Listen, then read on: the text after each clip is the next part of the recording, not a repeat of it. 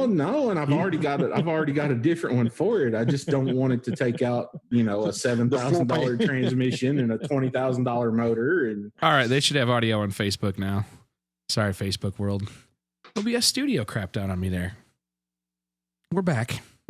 Back. Yep. Somebody confirm. It'll be about 20 or 30 seconds of delay, but they'll confirm. Excellent. We're back. That's weird. Haven't had one of those in a while. Anyway. So if you're just tuning in, everybody... I'm still in the middle of moving here, so I'm trying to multitask, which will sound bad in the background. Which mean we're going to have like heavy breathing and stuff? Occasionally. Yeah. No more Sasquatch like the other time. So carry on. Somebody's trying to knock our margarita talk here, and I'm in with it tonight too. So man, I'm drinking a Peacharita right now, stuff. And we aren't even sponsored by these people. Just so you know, strawberry is gone. It's that good. I'm gonna have to tell Jennifer about those. She might like those. I have to admit, I've never tried any of the Ritas.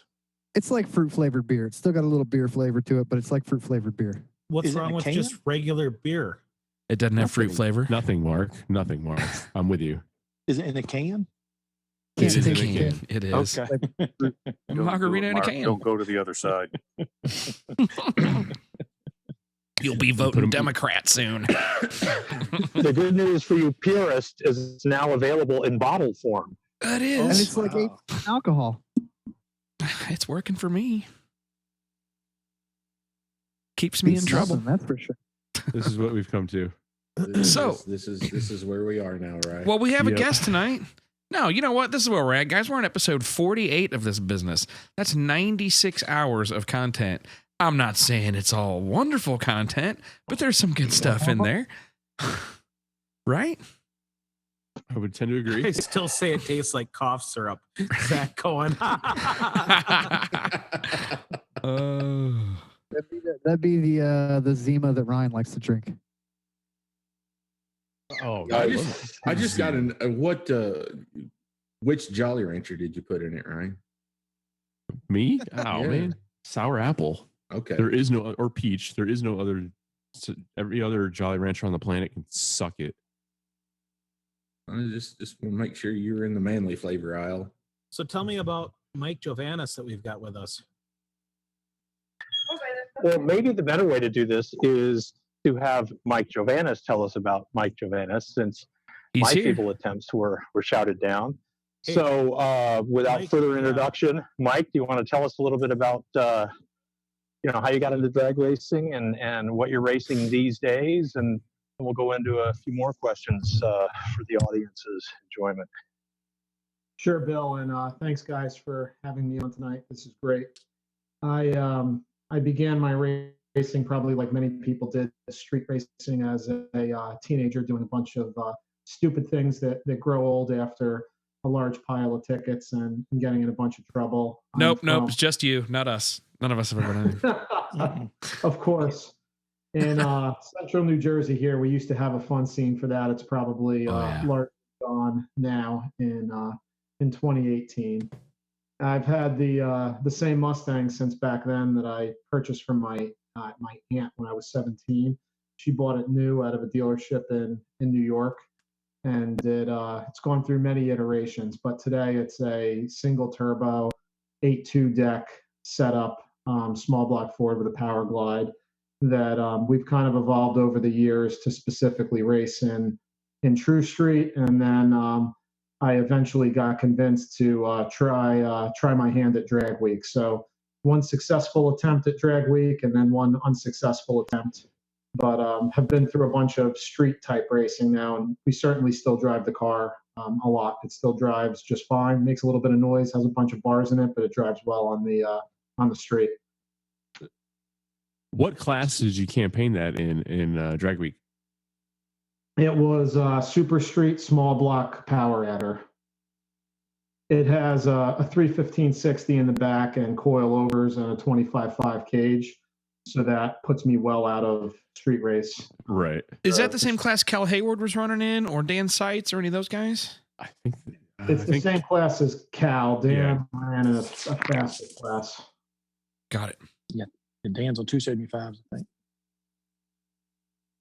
Yeah, Yeah, there's an upper limit on tire, but the 315 fits within that, so that's still considered within the group of small tire classes like Super Street, Street Race, and Modified. Yeah, I think Dan's car has ladder bars on it, which put him out of the Super Street category. Had to put him in Modified. So, out of curiosity, Mike, the first time you took this Mustang down the quarter-mile drag strip, what kind of time did it turn? First time, meaning all the way back in like 1997? Yeah. Wow.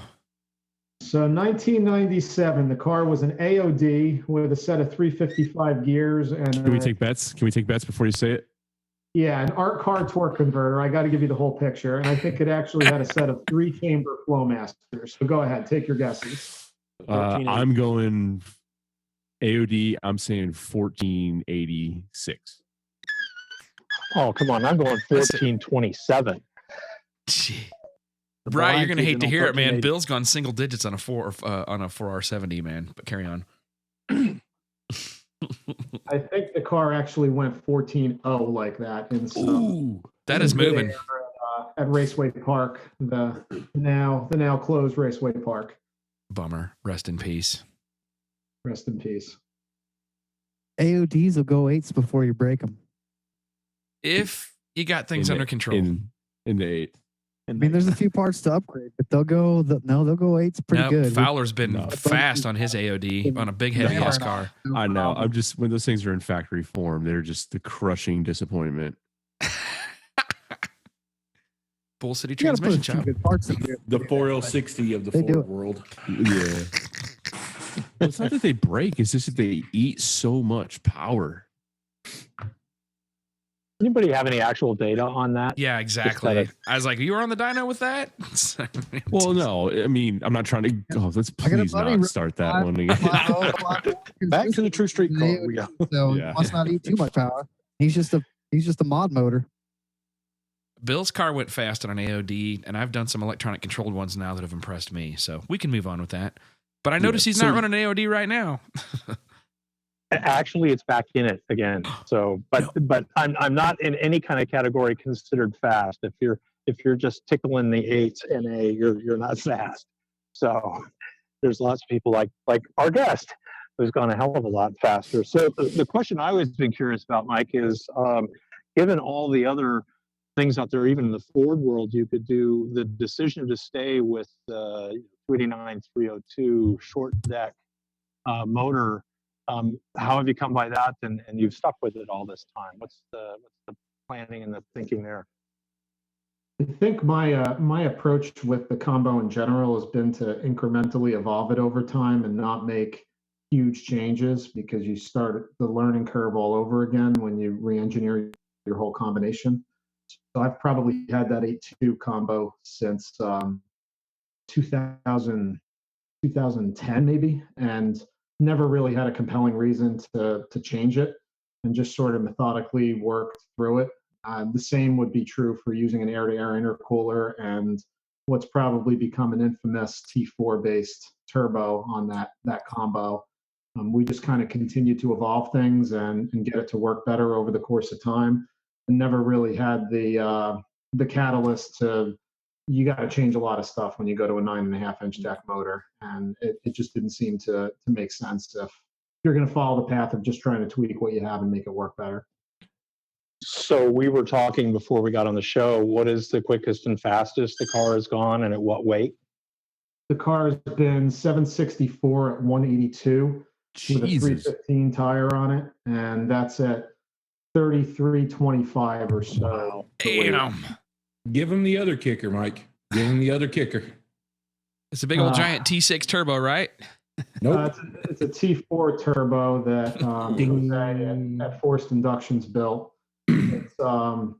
It's probably a unique piece. It has a PT88 precision exhaust housing that Jose machined to fit a 105 millimeter turbine wheel in it. And the reason for that is it fits the packaging of my turbo kit very well.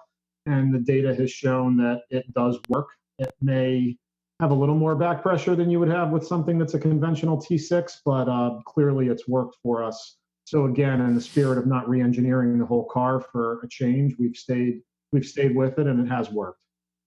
Yeah, if it ain't broke, don't fix it. That's awesome. It is probably one of the most badass T4 equipped turbocharged cars on the planet. That's running the number. Yep. That's crazy. What's the 8th mile time on that, on those your fastest pass? It's been a best of 490 in the 8th. I think that 764 pass was a 492, maybe. 8.2 for the win. That's awesome. And rear gear? It has a 370 rear gear in it that I've actually learned works better with a 275 on the car. The 315, it loads the converter a lot more. So when we bolt on a 275 to do things like Outlaw True Street, the car just tends to work a lot better. I guess the benefit is it's the 370 gear will work with either, but if I was optimizing for the 315, we'd probably run a 389 in the car. Any temptation to kind of re-optimize the car to do 8th mile stuff? A little bit. I've actually considered doing drag week this year with a 275 on it because the tracks are usually in pretty decent shape and the car just likes the tire better.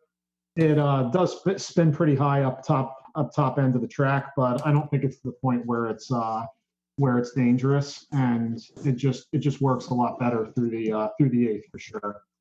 How many RPMs you going through the quarter at? With the 315, it's like 8,250 or so. With the 275, it's 85 or 8,600.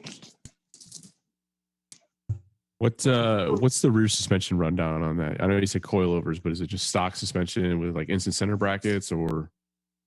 A couple years back, I had Matt Wirt at Race Fab Engineering down in Chesapeake, Virginia, pretty much go through my whole car.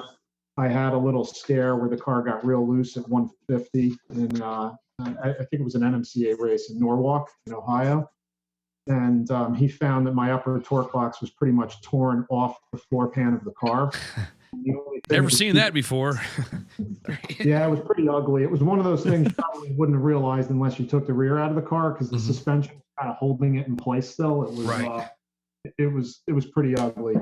So now it's got a Racecraft upper torque box and a TRZ 9-inch in it. So the mounting points are optimized to get instant center right, but it's still a stock suspension style setup, and it's got a set of Mensker shocks on it. Very cool. Let's get to the good part. You're a Haltech racer, right? I am. I was probably one of the early domestic guys that switched over to a Haltech. I originally had a Gen 7 DFI, and that thing had a list of shortcomings I could fill several pages with, but it did sort of work. And, those things are jamming for $1995. Yeah, I think I paid $800 for it, and I sold it for $800 when I took it off. So I didn't owe me anything at the end. Nope. And provided me quite a few years of service. Did you? Yeah, it was just time to do something different. Go ahead. Are you running a coil pack ignition or sticking with the distributor, or what's your ignition setup? I do have individual coils now. When I originally switched to the Haltech, I had a Platinum Sport 2000, and that I was still using a distributor and a single coil with. When we switched to the Elite, we upgraded to a set of individual coils. So what are you doing for crank and cam trigger then? I have a MSD crank trigger. We found that the reluctor sensor was a lot less susceptible to noise on my car than the Hall Effect crank sensor. Wasn't happy. We tried to use one at the beginning because Haltech uses a lot of those on import cars. Yep. The reluctor just seemed to work better for us. I right now have a MSD dual sync distributor that's doing nothing other than providing a crank signal. We had a little bit of an issue with tearing up those Explorer cam sensors that they just didn't seem to like the RPM. So we went with the safe bet. The dual syncs they survive pretty well at high RPM. That's and you're just using the cam signal from the dual sync then? That's it, and I get 50 questions every time I'm at the track of why I have a distributor with no wires on it. But if it works, I'll deal with the question. No, a few of us have done something similar, so you're in good company there, getting the weird questions. That's awesome. Who does your tuning? Who helped you out? I mean, how'd you end up on the Haltech, and who's helping with the tuning? Or are you doing it all yourself? There was really no help out here with Haltech at the time I made the decision. It was because it just wasn't known in the domestic world. Frank Soldridge, when he was still up here, used to help me with tuning. I have since been using Brian Freidentag. He's known as Freezy up here in New Jersey. Probably does more work with Hollies, but I've gotten him to be friendly with the Haltech, and he sometimes reluctantly admits that he likes it. So he's been helping look over data with me and has been advising me on tuning for a couple of years now. I'm still a little bit of a control freak. I do most of it myself in terms of touching the laptop and doing the tuning, but Brian's been great in helping me out. Outstanding. Sounds like we're going to have to talk to that guy at some point. Yeah, I'm going to talk to him a bit too later, probably. What fuel do you run? I run C16. It's the sort of the same story of staying with the same combo. I've been running C16 for years. No, again, you're in good company. We are fans of the C over the Q. Yeah. You just can't burn shit up unless you're really, really trying. Yeah, so you really got to be dumb food. to hurt the thing on C16. Yeah, and I never really weird shit. Never heard a thing on C16. Yeah, I've had a good experience with the C16. Haven't had any problems at all, and it doesn't cost that much to run it versus trying to switch to E85 and doing all the changes required there. So no plans to change. Nice. Anybody got questions? Oh, you got some fans on here listening tonight. In fact, a couple of the guys at my class last weekend in Detroit, at Full Throttle Speed, we had some Canadians. Stuart Garbino came down, and he was dropping you and your tuners' names a couple of times.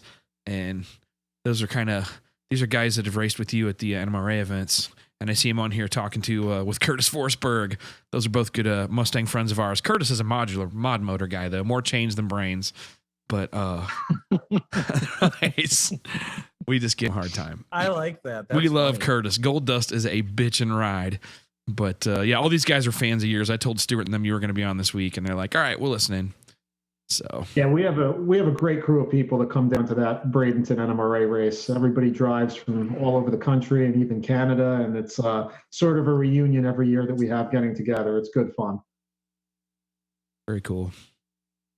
So, Mike, the True Street Cross, like everything else, keeps evolving. Your car has kept evolving with it.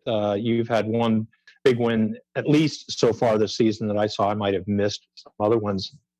When you get to the track, the True Street events, usually the prep is the poorest. So what do you do to make sure the car's not only going to get down the track the first time, but repeat well enough, to get on the podium? So, Bill, I think the first thing is the time and effort to put the 315/60 on the car was really for True Street, because by the second and third passes, the quantity of radial tired cars and just competitive passes, just you're looking at bald spots as you're rolling up to the starting line. So there's no secret that the 315 just has a massive contact patch. We're also really using technology well. The Haltech Elite 2500T that I'm running has what's called torque management, which is drive shaft RPM based traction control that I'm sure you guys are familiar with. So over the course of time, I've sort of learned how to use that in a way that works with True Street, where we're essentially controlling the 60 foot with by commanding drive shaft RPM. And that's really from, let's say, 0.2 of a second through the 60 foot. And we can just make sure that the car doesn't accelerate any faster than what we're commanding it to do. So I think that's helped a lot. It's just it takes a lot of the opportunity for error out of the acceleration process. So between the tire and the torque management, I think that's a really good answer in terms of what you have to deal with in True Street. Yeah, all the years we raced with Fun Forward with John Gullett, that, like you said, the start line's always bald on the Ford events. Every car's got the same wheelbase, the radial cars and everything else. That's a constant challenge to be able to, get through the 60 foot. If you can get through it, you're generally okay. That's exactly right. I've never thought about that in a million years, that if you're every car is going to have the same wheelbase and is going to hit the same spot. That's actually kind of mind blowing. It's just one of those things you never think about. Well, and it's also one of the reasons why, while every car at Drag Week doesn't have the same wheelbase, they finally went to the rule saying that all the cars that are racing at least have to have a drag racing specific tire with that compound. Because we used to get, people in there with their 2-liter pickups or their whatever else, and their agricultural tires. And this is the same track you want to put a guy who's going to run a 6 flat and a quarter on. Right. They say, yeah, hook that thing up, no problem. So they've had to make that kind of concession. But yeah, I like that rule a lot. I think that was a really good move on their part. Yeah, good deal. It wouldn't necessarily be a bad rule for True Street, but I think part of the challenge in making 3 repetitive passes like that in the True Street events is the whole track getting torn up. It's part of the game now, as opposed to a problem. So what is your fastest 3-pass average at a True Street event? I think I actually just did that at Maple Grove. I went an 8:11 3-pass average. It was a 796, a 786, and then an 855. And I was probably knocking right on that 7-second average door there, and had actually, speaking of the traction control, I had a little bit of noise on my drive shaft sensor that invoked the traction control when it should not have on the 3rd pass, and that's what resulted in the 855. So we're going to get that cleaned up before the Ohio event, and we're hard after a 7-second average. It's going to happen at one of these races. May I suggest the RealTuners webinar on power and ground management? I'll have to go take a look. I'll even let you check that one out for free. Ooh, Scott's giving away stuff for free. Y'all sign up quick. Margaret and pizzeritas are kicking in. I might have to try. I might have to try a Rita. You know what? We're going to do a raffle for some of those things and then donate to helping Dan's car build. That's kind of the idea. We're hoping to get a few dozen cases and have something really cool happen with that. Would that be called drinking for charity? Because I could get with that. I guess so. I guess another cool note, Bill, to your question on getting down the track in True Street, we have a trim knob set up on my dash that has 12 different positions, and the way that the Haltech works is you can use a knob like that to add a dimension to any number of different tables. So we have 6 different boost curves on the 315 that match up to 6 different drive shaft RPM curves. So I can basically change what the car is going to do as I'm approaching the starting line based on how many other people are spinning the tires or bald spot or that type of thing. And we use the other 6 positions for a boost curve and corresponding drive shaft RPM curve for 275s. If you take a race like what the Bradenton NMRA race, they have an Outlaw True Street event on Saturday night where you have nearly no time to get the car converted over. You switch the tires and you're pretty much back out to go run. So just to be able to turn a knob like that and have it adjust the appropriate things in the ECU just makes it super easy. That's cool. That's very cool. So how long did it take you to kind of get those curves? Because in order to know what you want to command for the torque curve based on the acceleration of the shaft speed, you kind of have to have a fair amount of laps in the car. So, I mean, roughly, or an idea of how long it took to develop that, and does that continue to evolve right along with, evolving the other stuff on the car? It seems like it would. Yeah, it definitely does. If you're in a position where the car continues to go faster, you can find yourself getting into that control curve on a pass. And what we'll do if we're testing is sometimes just raise that curve up a little bit so that you don't have the opportunity of hitting it. If you do hit it, you can use the trace function after the pass to see where it was in the curve that needs to be adjusted, and you can make adjustments. And you just have to understand that if it slows you down in one part of the pass, that it subsequently reduces the speed of the rest of the pass by some amount. But the trace function works great for making those adjustments. I may keep my setup a little tighter than what people would do with class racing because of how much of a risk the tire spin is with True Street. But that's how we've done it. And even changing a converter slightly will change the rate of acceleration and what you're going to see in the early part of the pass. So for us, it's been sort of a living thing that we've had to keep adjusting. I guess you could get to the point of stability in a car where it stays the same. We just kind of keep tweaking at it. So we end up tweaking the drive shaft curves as well. So you don't have a set percentage of wheel slip that you look for? Well, it pulls timing based on how far you deviate from the control curve, but the control curve is based on drive shaft RPM. So you do have to have the data of what a good. Oh, okay. Yeah, I missed that. So you're not doing differential front and rear wheel speed. No, So pass. he's following the dots. Yeah. Gotcha. I missed that part. Timing retard. Can you tell us that, or do you use spark cut? No, I use timing retard, and that's another area where I suspect different cars are different. You kind of have to figure out how much timing you need to take out of it to make it get corrected. On my little motor with a lot of boost, pulling a few degrees of timing makes a big difference in power. So it's not a dramatic amount of timing that you have to pull. But then as the deviation from the control curve gets greater, it pulls more timing. So it could get to the point where it's pulling 10 degrees of timing if it gets too far out of whack.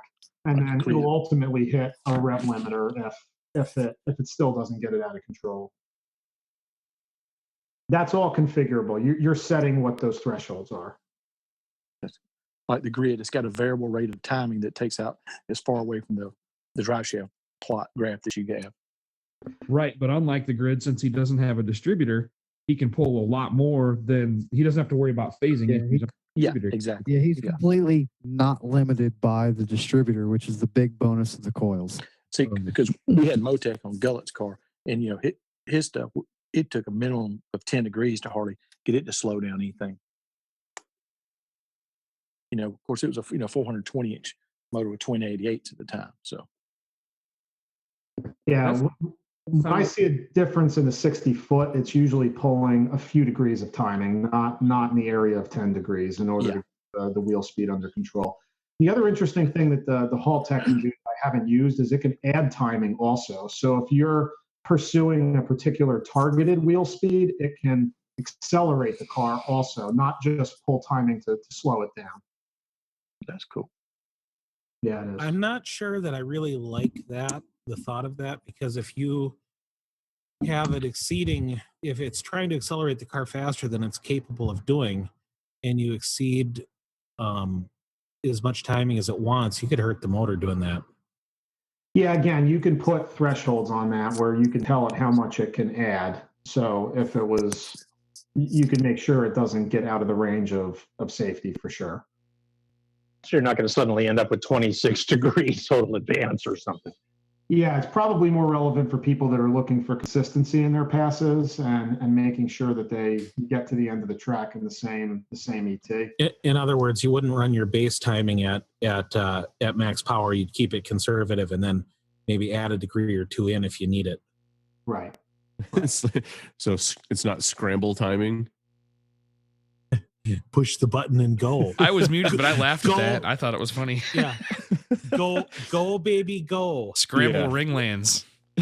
I think you mean scatter ringlands. It's a Ford as we scramble head gaskets. Yeah. Say, could we take a quick break and ask John Bewley one question? Oh, Lord. Is he being stalked by a customer? Well, there's a guy that was doing a turbo build with his 5.3, and he has a little John Stage 2 turbo cam, but he changed jobs, and he's a little financially challenged at the moment, and he's not going to do the turbo build. He's just going to stay naturally aspirated. He's wondering if it'd be worth it to upgrade to a Stage 3 NA cam or just leave the Stage 2 turbo cam in it. The Stage 2 turbo cam is a decent performing naturally aspirated cam. I actually had a guy with a 4th gen F body. He put an LM7 in the car, did a Stage 2 turbo cam in anticipation of a turbo build. And it 6-speed car, stock 10 bolt. He put the 1 3/4 headers on it from the LS1, the air box, the LS6 intake that he had off the LS1. And that little motor made 395 to the tire naturally aspirated. And it was a low compression 5.3. It was a LM7. And he came back and ended up putting an L33 short in it and milled the heads 20, bumped the compression up. I think he said it ended up making like 412. And he ended up never turbocharging the car because he felt 400 wheel was quite fun. And it wasn't enough to really stress the rear end out a whole lot. So he just left it alone. So, yeah, the Stage 2 can be a decent naturally aspirated performing camshaft. I don't know that the juice would be worth the squeeze on swapping it out for a Stage 3 NA from BTR. Well, plus that cam's going to maintain some of that eyebrow torque curve for him too. It's not going to be crazy on a peak horsepower number, but you may want it to have that stronger mid-range average anyway to move the car. Yeah, it doesn't. It's not too crazy. It's nope. The turbo cams can cross over to naturally aspirated duty fairly easily. Believe it or not, it's not like the blower cars where it gets pretty specific and they don't like to cross over. But yeah, the Stage 2 is a pretty good performer naturally aspirated. I've always been impressed when somebody puts one on the rollers to check it out.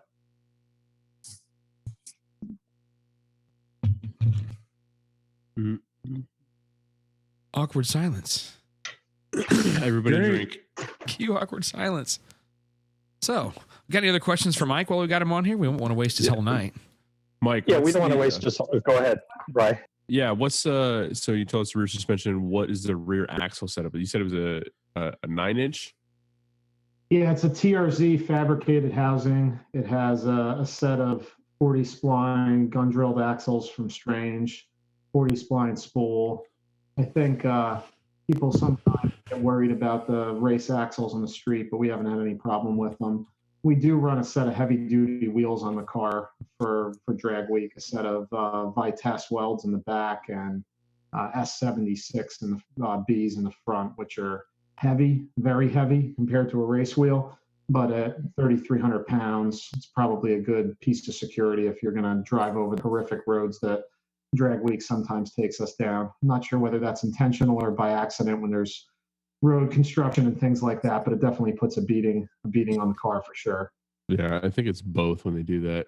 So, since you've gone from a 14-second car and literally, I mean, damn near cut your entire elapsed time in half for this thing, throughout the progression, take us back a little bit and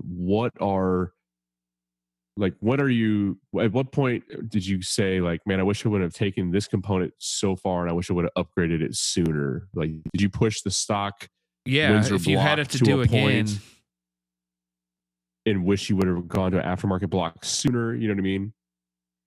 Yeah, I don't know that I have a long list of those reservations. I probably kept the C4 in the car too long to the point where I just was breaking it repeatedly. Performance Automatic has that great lifetime warranty, which you think you're golden because every time you break it, they fix it, which they do. They're great, but the car's down every time that you pull it out. So the switch to a Power Glide was probably one that I should have done sooner with a high horsepower turbo car. Since I put the Power Glide in, I don't think I've replaced a single hard part in that transmission in 5 or 6 years, even with all of the abuse that we put it through.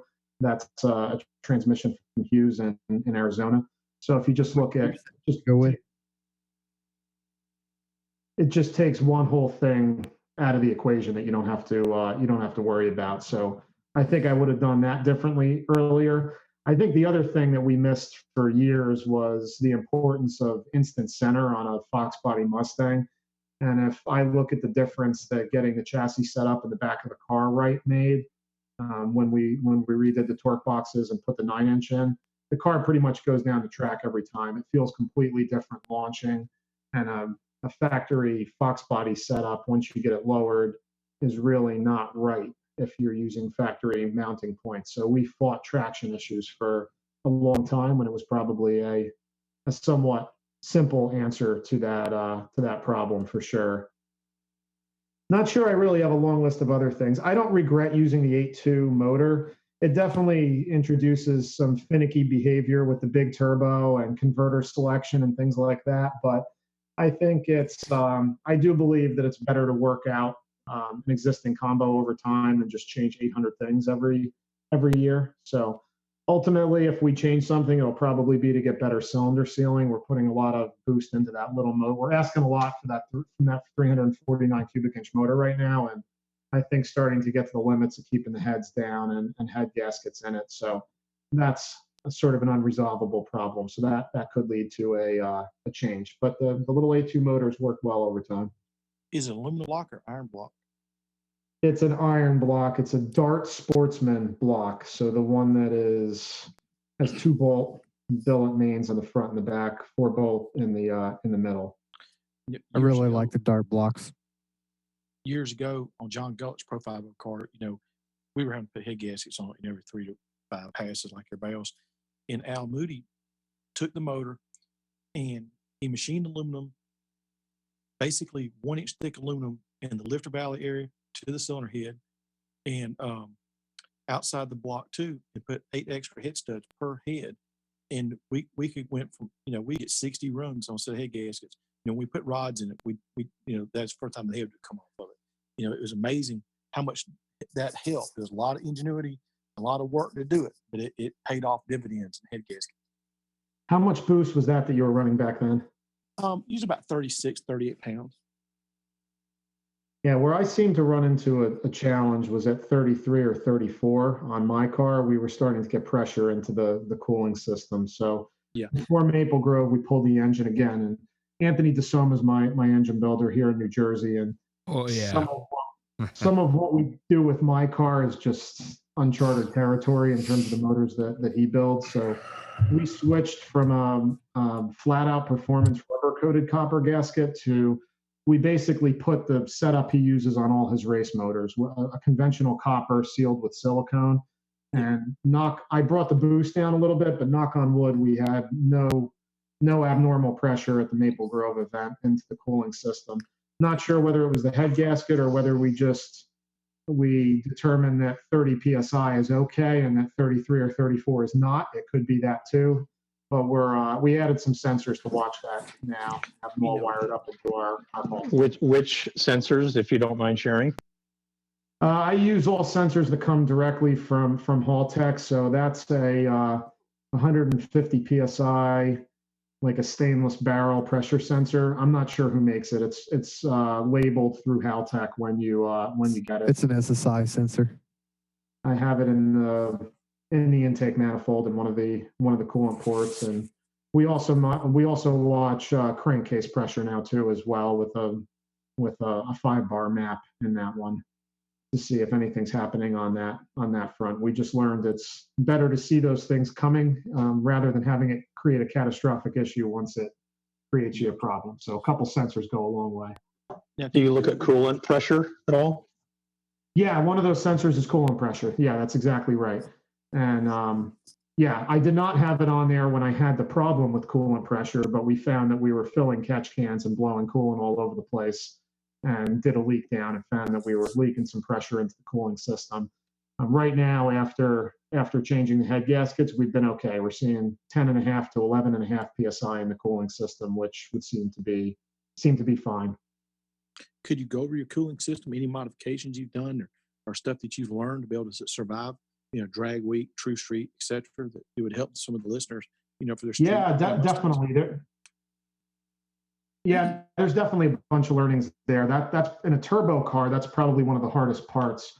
If you look at Bill's car being naturally aspirated, he probably has an easier time keeping his whole combination cooled and doing something like drag week. The bigger problem that we had was the shrouding the radiator first, because if you look at using an air-to-air intercooler and where you would typically place a transmission cooler, you're packing too much stuff up in the front of the car. So my current air-to-air intercooler is lowered a little bit, and it's set off of the radiator probably about 1.5 inches or 2 inches, so that there's enough room for air movement from the electric fans through that radiator, and that the intercooler itself isn't providing an obstruction for air movement. The transmission cooler. Something to add to that whole intercooler and radiator combo on a Foxbody is on guys who aren't, shooting for the moon and they're not down so low that they're dragging everything, you can use the stock air dam. It's extremely useful. The stock air dam is made to force air up into the front of the radiator, and it can go in between your intercooler and your radiator at that point to get you fresh, cool air to go into the radiator.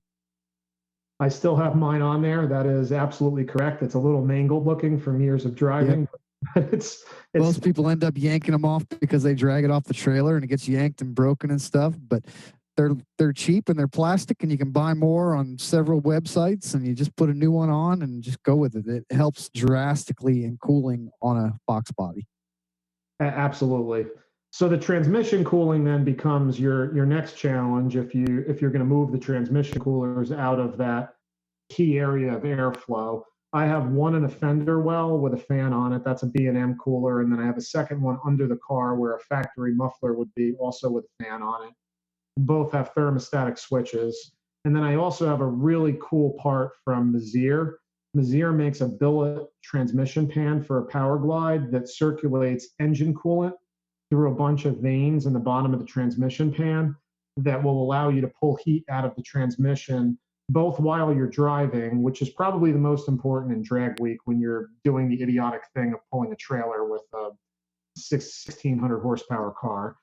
But it also helps in an event like True Street, where you're making 3 consecutive back-to-back passes and you're just pounding heat into that transmission. What kind of trans temps do you see at the end of like 3 consecutive passes? It'll start to get up well over 200 degrees after a pass, but I'm able to bring it down to 160 in the staging lanes because I can run the electric fans and the electric water pump that moves engine coolant. And that engine coolant's pulling heat out of the bottom of the bottom of the transmission pan. Right. The problem still is that everything else just gets so hot that even if you're cooling the bottom of that pan, you can't get all the heat soak out with that method. So it still does get hot over those 3 passes. The transmission pan thing, there are guys like Derail that make a pan that has some holes that go through it, that are tubes that are made to help with cooling. So you can always throw a pan like that on for just cruising. That keeps you from having to run other lines and other things through. It's a simple solution to the pan cooling idea. And then a lot of times for the transmission side, you can run bigger coolers. You can run double pass coolers that are reasonably compact, have pretty good fans on them. You can put them just about anywhere. Like the one on my car is the nice double pass derail on that one as well.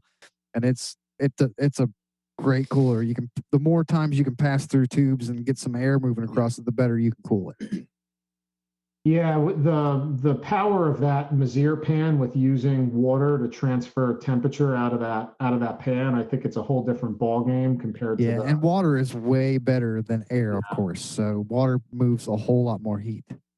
And the funny thing is, Mezier designed that pan for bracket racers that needed to do the opposite, that they needed to keep temperature in the transmission to be consistent from pass to pass. Right.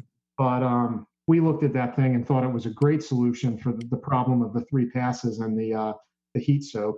And even with drag week towing the trailer, the trailer does on my car create a bunch of transmission heat because it's loading the converter a lot more because you're doing something stupid, pulling a trailer with a race car again. And I think that really helps there too. It keeps the. What is your converter roughly? That seems to be something that, you know, you got to think about. I need something that'll not spin to the moon while trying to tow, but yet I need something that gets me in the proper power range to go down the track. Yeah, the converter I'm running is a 9.5-inch Nissan-based bolt together that many of the converter manufacturers run. I've been working with Hughes in Arizona now for many years, so they've been iterating with me on stators for that kind of work in both applications. And I think the wisdom that goes into that's a little different than like an all-out 275 car or something like that. We kind of need it to work for multiple purposes. So I think we've reached a good balance. What would be absolutely killer for drag week is some sort of a lock-up setup, so lock the converter up when you're towing the trailer, because all of the heat comes out of that load from having 1,000 pounds or whatever weighs behind you. So we're still in the philosophizing mode, but we may ultimately do something with a 4L80E that's set up to run in 2-speed mode and still has overdrive with a lockup. We're trying to figure out whether that's something that we can make to be reliable enough to take on drag week, because that would be sort of like the perfect solution for. Well, if you're interested, I know a guy who's really good at making gears disappear out of a 4L80. I'm just saying. I'll have to. Is the question of the 4L80E also weight relative to the setup you have now? I mean, just by it's considerably heavier going to that. It's way heavier going to a 4L80 from a Power Glide. I mean, there's 160 pounds difference. What about the Pro X Glide? Or what about just simply a lockup converter and a gear bender? Is that really 160 pound difference between? Yes, it is. Yeah, between the fluids and the pieces, it's 160 pounds. I have that math exact on the scale. Wow. I was going to say I could cover that by a few less IPAs every week, but 160 pounds is a lot. I don't think I can cover that. One thing I'd like to know exactly what all do you take in your drag week trailer. Let everybody know exactly what it takes to, be, competitive. Yeah, how much extra crap are you carrying? Yeah, exactly. What all is it, from parts to tools to. So this is like a mental mind game, the drag week trailer thing, because you got to figure out what is the minimum number of things I can bring to survive a week. And in all likelihood, you probably bring a bunch of stuff you don't need and then don't have the thing that you If you're an LS guy, you don't have to worry because everybody else has an LS and you could just borrow parts. No, the rule of thumb is whatever you bring, you're not going to need. So bring serious stuff, and then. Well, that's how I do. Yeah. That's how I operate when I go to the track for just test and tune. If I don't even bring tools, if I take it, I'm going to need it. So I just show up. How many years have we been doing drag week? We've prepared a car every single year for somebody and driven probably every 3 or 4, gone with somebody, but. Usually these days I'm just helping prepare a few cars, but yeah, it's an art form. Once some of these guys that have done drag week 6 or 7 years in a row, then they start having the right some setups. Really weird parts too. There's some neat things. This is the part I need. Like Bill does. Yeah, LED you should light carry strips. your weird part. You should carry your weird parts and carry stuff to make life easier when something does happen. So Scott talks about LED strip lights, but yeah, the lights are awesome. The kind of stuff I'm talking about. People carry weird things that you'd go, oh, you won't ever need that, and then you're like, oh wow, that makes sense. So what are your must-haves, Mike? Yeah, I mean we're using C16 when we're racing, so we start the week with 4 5-gallon jugs of C16. And then we use the empty to switch pump gas back and forth with the C16. So there's a decent amount of weight tied up in that. So you could make the argument that the E85 guys have an advantage of not having to carry fuel with them. There's a chunk of weight there, obviously. Unless they can't find a pump. Yeah, and that did happen too. And we did watch one of our buddies not have the greatest time running pump gas in a car that was all set up for the E85. So. Yeah, certainly a challenge there. And then right next to the fuel is the cooler, because the cooler has multiple pieces of significance. You need to drink water and stay hydrated, but you also need your beer. So the cooler and the fuel are right next to each other. In terms of parts, we try to pack the things that you just can't buy locally if you needed to get them. So I have a radiator mounted water pump. We carry an extra from Mazir with us. The starter is a somewhat specific part in my car. We have one of those. Fuel filters, sort of all of the smaller things that you might end up needing. End links for the anti-roll bar, because we don't disconnect those, and that's a somewhat specific part. A fuel pump. While the Weldon stuff's been great for me, I always worry about a fuel pump going out on you when you've been driving. So all the sort of things that would be hard to get if you needed them. In terms of tools, between the 2 years I did drag week, I peeled back on the tools a lot, because you really just need enough sockets to get the job done.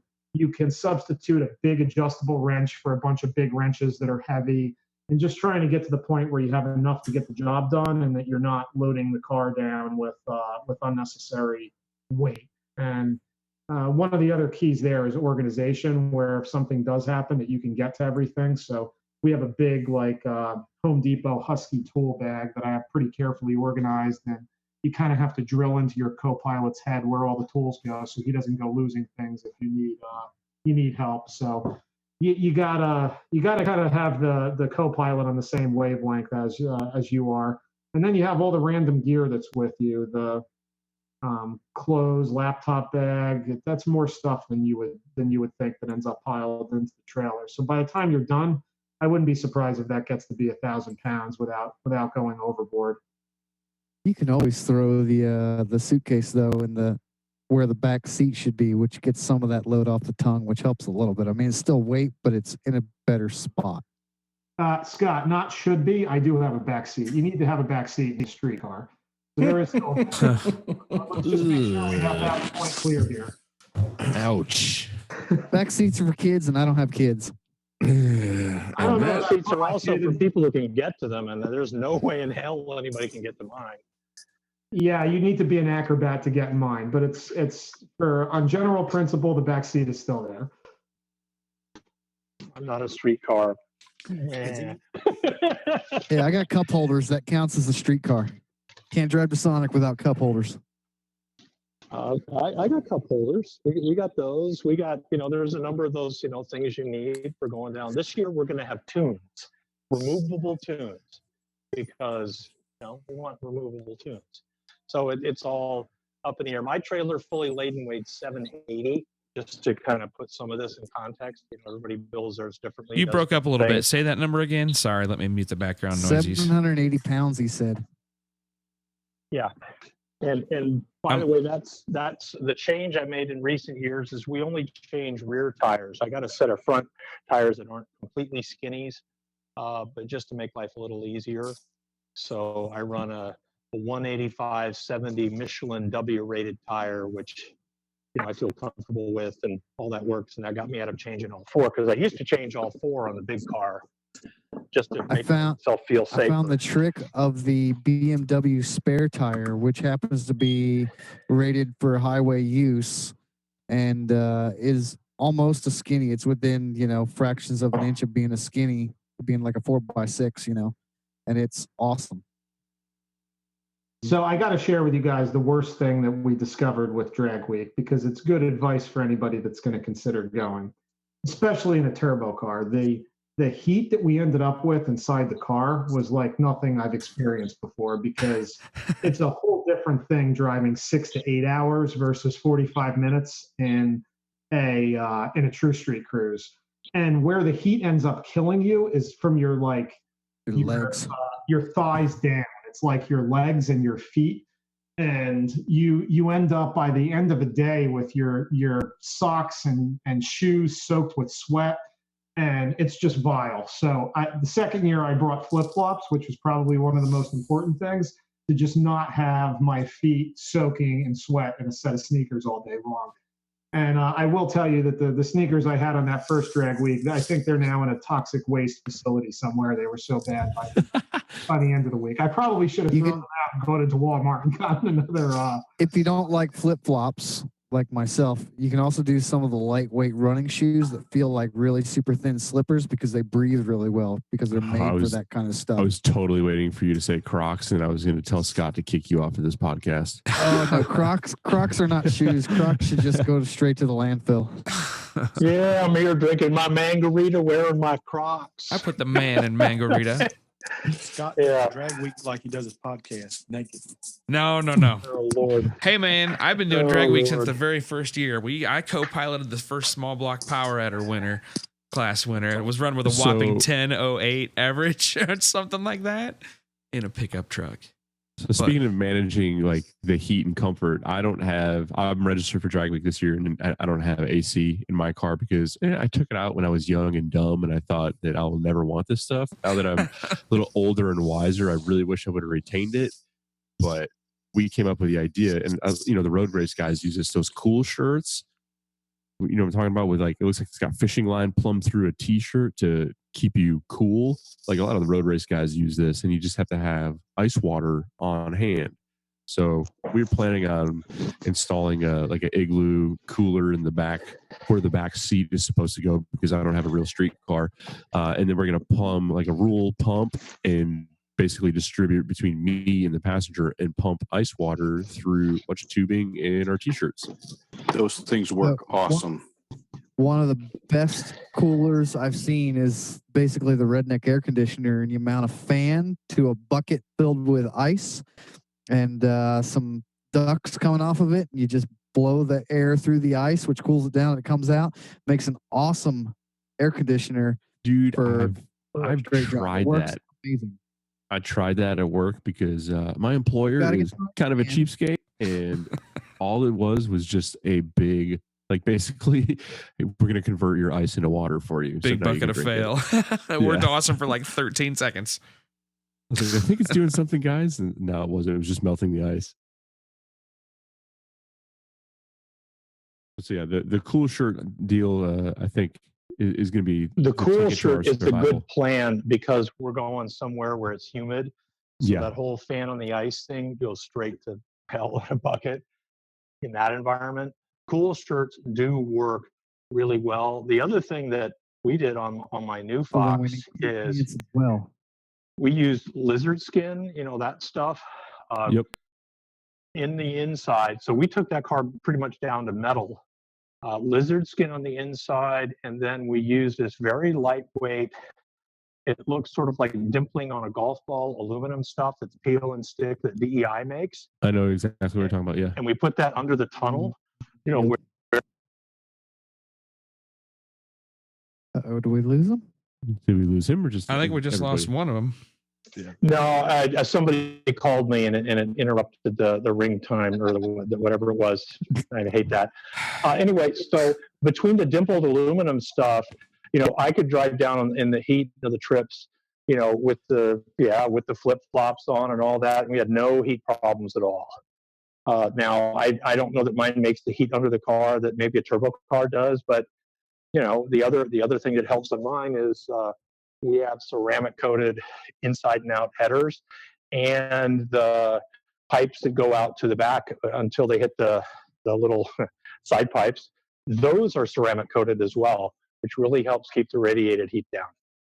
We'll go for a ride, Bill, this year in my car, and you can tell me what your opinion of the heat is in my car. We put a bunch of the heat, the covering, the silvery stuff that's thick with the fiberglass backing under the bottom of my car. It's just the hours involved in drag week. It's just the heat ends up getting through. Do they make those lizard skin things in pants? Because it's the lower body part that we have the bigger issue with. No, lizard skin is a trademarked name for a spray-on coating that has little ceramic balls in it that are actually hollow. And it is a insulator, and it's an acoustic insulator as well, but it's extraordinarily lightweight. Yeah, it's like using Dynamat without all the weight. Go get you a bucket and spray it on your hollow balls. You'll be good. Yeah, so it's not fabric, it's not Dynamat, it's not any of those heavy things. It was just the spray on stuff. So after we were done with all the fabrication and the cage structure and everything else we did on the car, then we used that, and that's the only thing we put on at all. I'm gonna have to go look that up. It's like $85-$90 for a gallon. If it helps with the heat, $85 or $90 is nothing compared to sweating for 24 hours worth of driving. And you can still put carpet over it if you want. Got to have carpet, just like the back seat. Need the carpet.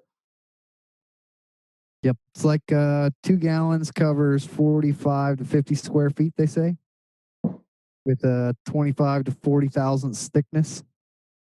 And it doesn't take much. It does pretty good without a whole lot of it. Put it in a spray gun and just go to town.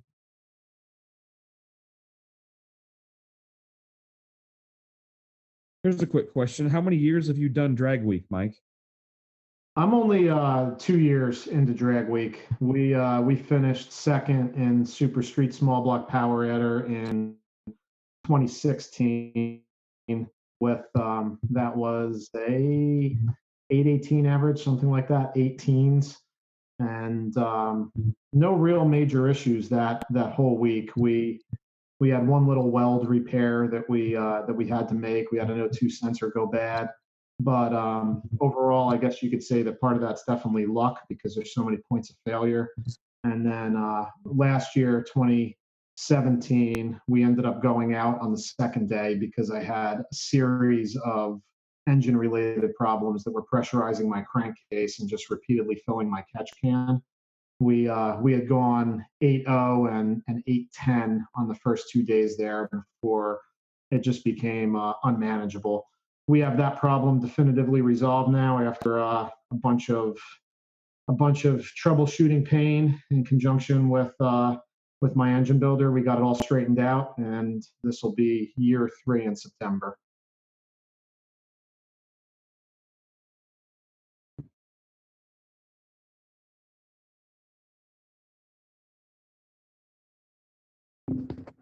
That's interesting. Everybody drink. Everybody drink. Silence. Almost. Yeah, Mike, we didn't tell you, but when we have an audio glitch or a gap, we have a sort of a drinking contest, if you will. I was drinking during the silence. Of course, that's what we do. Well, anybody else have questions for Mike? You know, you talked about the instant center and the Foxbody. I'm sure we got plenty of people who would like to know a little more about that.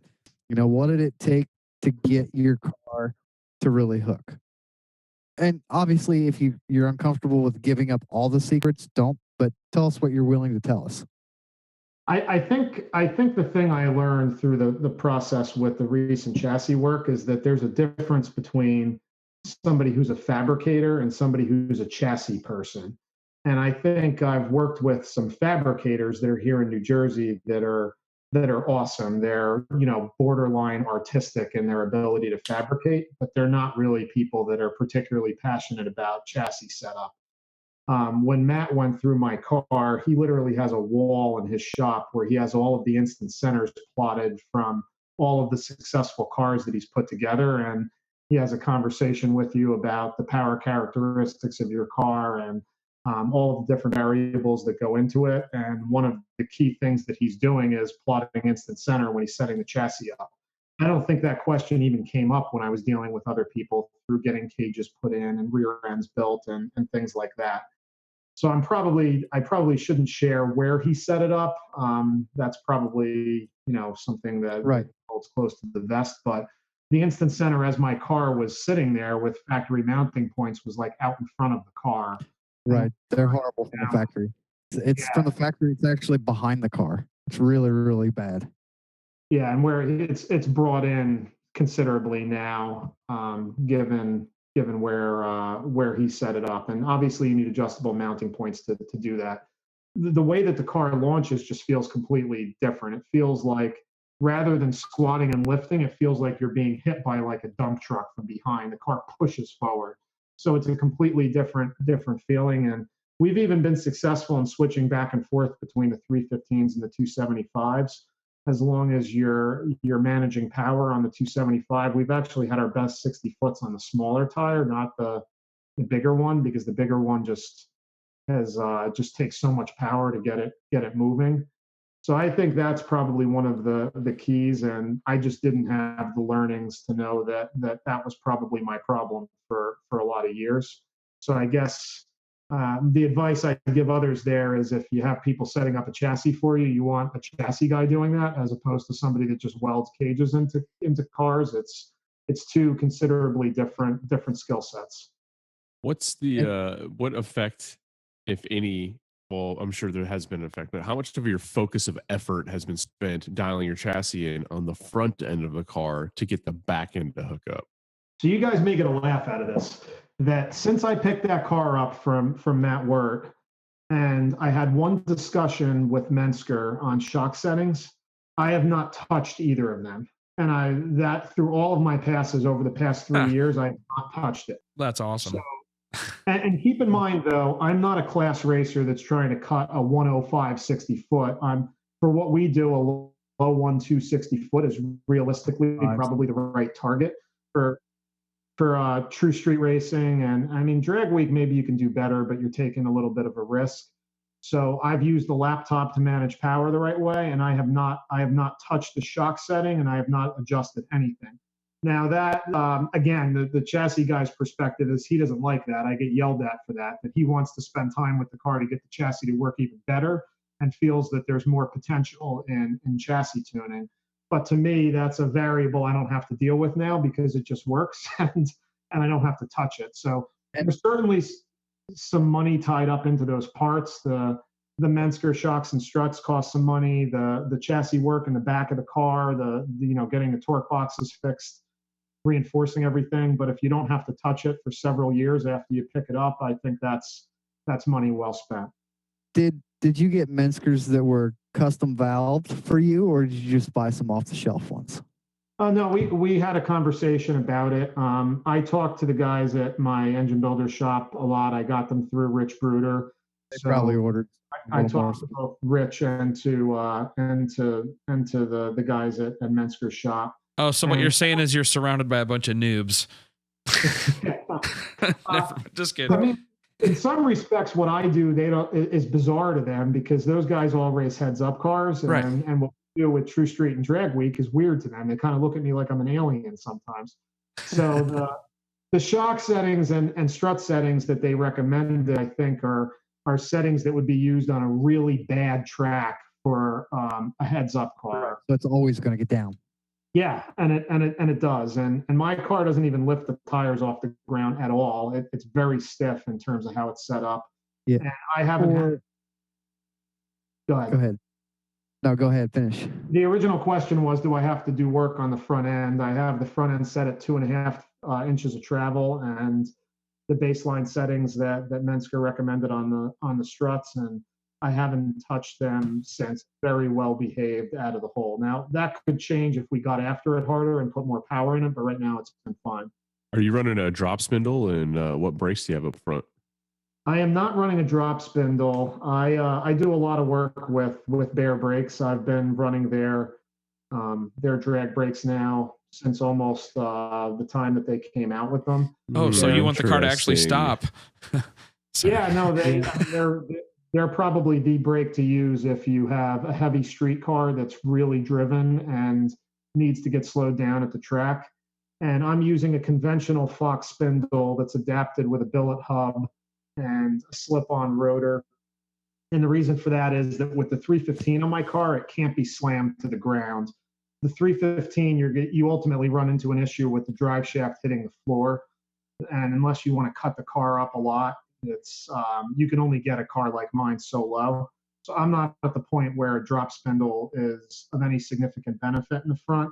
And while Bear does have a bracket set up for a racecraft drop spindle, I wasn't going to spend the money on that if the car was going to ride at what I would think is a reasonable ride height most of the time. Crass commercial announcement, Bear does have brakes to fit a variety of Fox spindles. So for example, if you're running the AFCO complete spindle, whether it's got TRZ settings in it or AFCOs or Menskers, there are brakes for that as well. As well as pretty much anything you want to run on the rear, and they clear all the double beadlock wheels. End of commercial announcement.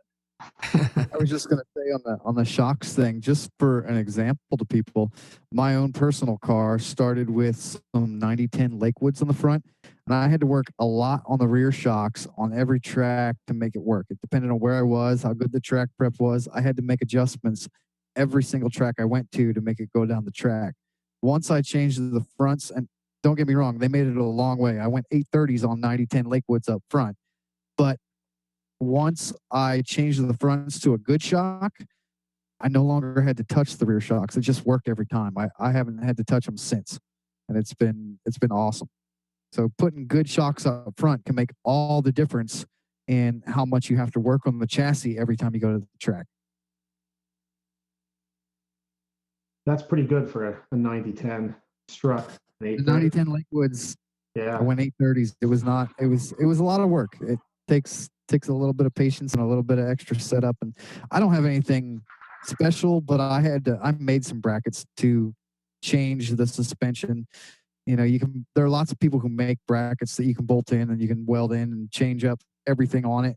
And I'm a 9-inch, and I made my own brackets for the front lower control arm chassis mount and the body mounts and stuff, just so I could get that adjustability that you don't get from the stock factory locations. Right. Yeah, switching to the 9-inch, we kind of gained that adjustability on the lower control arm, and that racecraft upper torque box is a really nice part that has a pretty significant range of adjustment. And on that side, we didn't really have a choice, being that we pretty much tore that entire upper torque box out of the out of the car. It was a mangled mess. And that's usually the thing that goes bad first on box bodies is that torque box just breaks apart. It's built for factory kind of power, and even then factory twists them up really bad too. So it's good to replace as soon as you can. It's a little harder to see in there than the lower torque box. When that gets ripped up, it's sort of right in front of your face when the car is up on the lift. The upper torque box, even with a lot of damage, is a little harder to see what you did to yourself up there. Did you make the change from the C4 to the Glide before or after doing all the additional chassis work? No, the Glide was much earlier. The Glide was probably all the way back in I think it was 2012 I made that change. I found the breaking point of the C4 in a car of my weight at that power level was probably in like the 830 to 850 level. And it actually worked pretty well unless you had some trauma going down the track. And as soon as you had a trauma event, a little bit of tire slippage and grabbing, something broke. And then the more power you put in front of it, the sooner you start to get that 2-3 flare on the shift. And that causes a bunch of other weird issues like overspinning alternators. And we were just constantly chasing our tail with downstream symptoms from misbehavior from the C4. And again, it wasn't the builder. It was me pushing it well beyond its means. And it's just not meant for that type of thing. Power Glide's a learning curve to change. The gear ratio difference and getting out of the hole is different. But for something that's well over 1,000 horsepower in a heavy car, it's probably the right solution. It's also not as power hungry as some other transmissions are. There are definitely some that eat a little bit of power, and the Power Glide is the least of them. So a 4L80E, even with a reed case, would still be that much of a weight difference, or is that do those have cast cases? The reed case is even heavier. Even heavier. The worst the part converter. about the converter's the worst part. If you want the lockup converter, take it. I have it's one. like 50 pounds. It's a beast, dude. Yeah. But the rotating through the 4L80 is pretty heavy too. Even taking the converter out, it's heavier than a Turbo 400. Yep.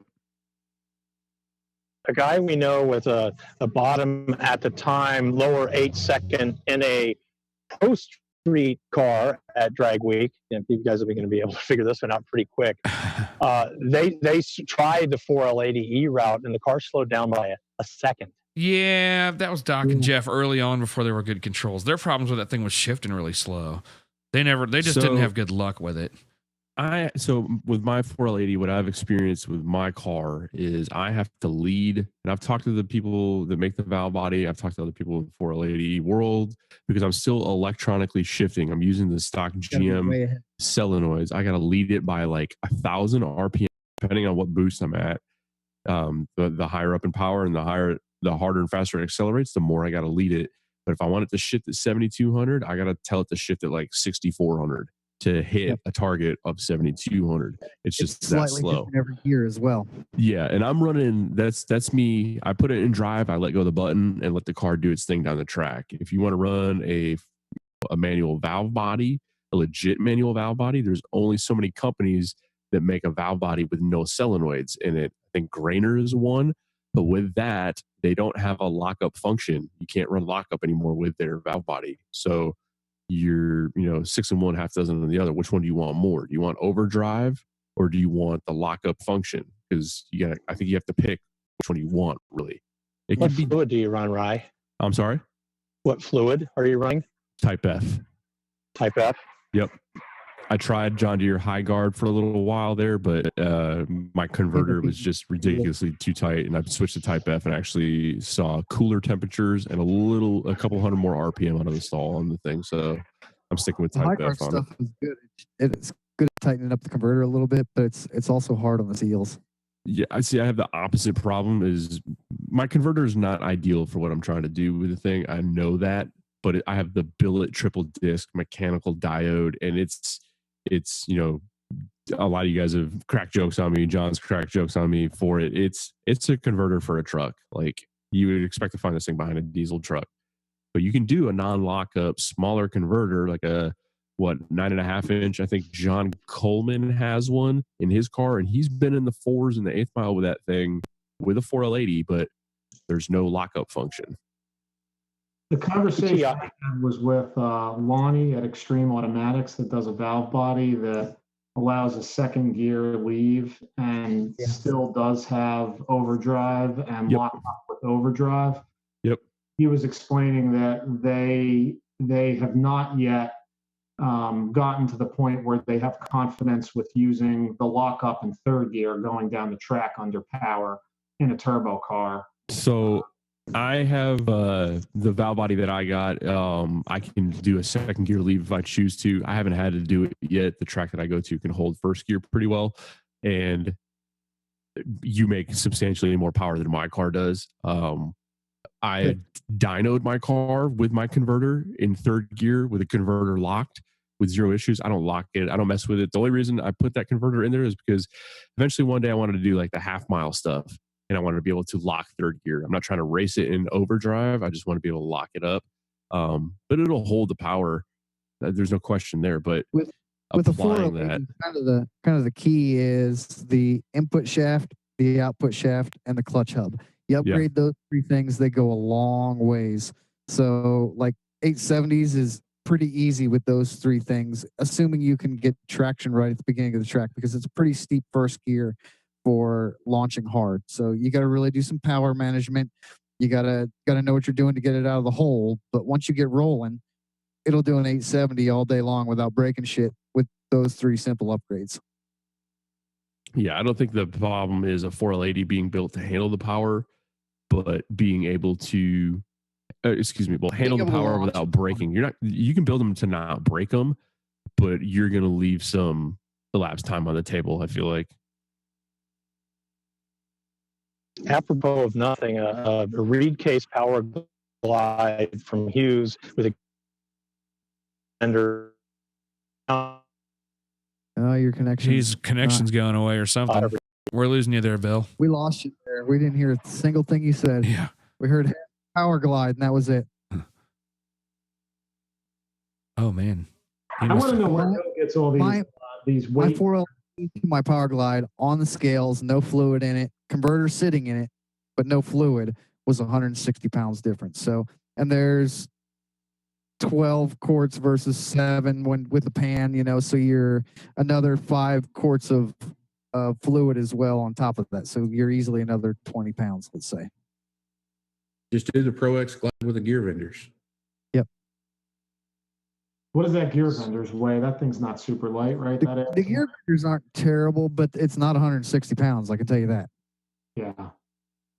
Well, the unit itself is about 28 pounds, and then it depends on what you've got for connections with the shorty glide, the 2 aluminum pieces that go on the back in place of the tail shaft. So the whole thing's about 32. And yeah, I'm the guy that weighs all this stuff just because I'm that way. And if you do one, upgrade to the Pro Mod version, because it's way cheaper to upgrade than it is to have to replace it when it breaks and upgrade afterwards. Because it handles like 2,500 horsepower with the Pro Mod option versus like 1,200 horsepower with the regular option. So John Coleman, I misspoke. He's on here. John ran with his 4L80 Circle D converter, auto shift valve body. He went 512 at 139 to the 8 with a 122 60 foot, 3,600 pounds. And that was around 1,600 wheel horsepower estimated. Not shabby. Yep. No, that car's a tank. It'll handle it all day long. That's pretty good. A little bitty motor too. The biggest thing we fought with Jonathan's car was getting a converter that wanted to work with that little de-stroked motor we had in it last year. We had a 333 cubic inch LS engine in it. What was controlling that 4L80? You said that was one that was still automatically shifting. What was controlling that? That's see if he answers. John, if you're listening, what's the DVR? I think he's got a microsquirt trans controller with his Mega Squirt. Yeah, he does. Yep, I think he's got a micro, and that is a damn good controller for that trans. That's what I was telling Doc and Jeff. They should have let me help on that one. Is that little micro squirt controller works wicked good for that. I mean, it's got the shift by RPM, which a lot of controllers didn't have, and it had like 10 years ago. So he also says here, if you're interested, 80E transmission only 185 pounds, glide in a reed case 98 pounds, and then rear reed case with the gear vendors is 145 pounds. It's a 40-pound difference with a glide and a gear vendors. Not counting the converter. Not counting the converter, correct. Neither one of those are the converter. So 40-pound weight savings, and the biggest weight in the 80E is the converter. Considerably lighter than an 80 converter. And I'll say that I've had a micro in my MS3. Yeah, John just said he has an MS3 micro squirt. I've got a micro in my truck on the 4L80, and it works flawlessly. Yeah, I know the Eric from Haltech that I do a lot of work with. He has a Corvette that's an LS with a single turbo and a 4L80E, and he's had that now well into the 8s, and he's been controlling the 4L80E with the Haltech. Not sure on all the details yet, but he's definitely got that working well enough to be in the 8s.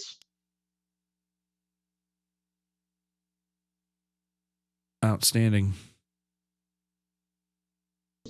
What else, guys? Anybody else a couple got of questions? other things on. Go ahead, Bill. Well, a couple of other comments on gear vendors. So, for those of you looking to do gear vendors, definitely talk to Rick Johnson there directly when it comes to the higher end stuff or drag week and True Street and all that. They have a new Alto clutch material that they're using versus the other clutch material they've been using for a long time. I just had mine rebuilt. That's how I know. And then they also have a brand new controller box for the overdrive that's actually being made for them by MSD that provides a lot more, I would call it drag week True Street functionality, controls and that sort of thing. That's if you use their box controller, because it can be controlled without that box, but that's an automatic control box. Yeah, it is, but you can also put it in manual mode, and it's got a lot of selectability for that, which is kind of cool. Plus, it has a separate set of 5-volt type outputs. So if you want to measure shaft speed, you now got a little box that gives you that without having to have an extra sensor. So it's not a bad little deal, and they're just introducing that now. It's not even quite in the catalog yet. But anyway, so that's my little commercial for gear vendors. But for guys who want the budget version, they already have some kind of aftermarket ECU. It's literally an output that puts 12 volts to a solenoid and it goes. Correct. And by the way, your car will feel like it's freight training on the back end when you lock it up, when you turn it on in overdrive at high speeds going down the drag strip. It's really, really good feeling. It's also a nice way to cheat if you're on the edge with gear. You can shift it at like 1,000-foot point or do some other things. I ended up doing that at drag wake 16 because of that.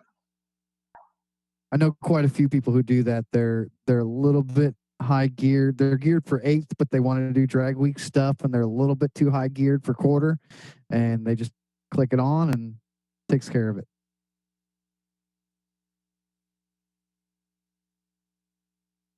Scott, back to you. I'm here.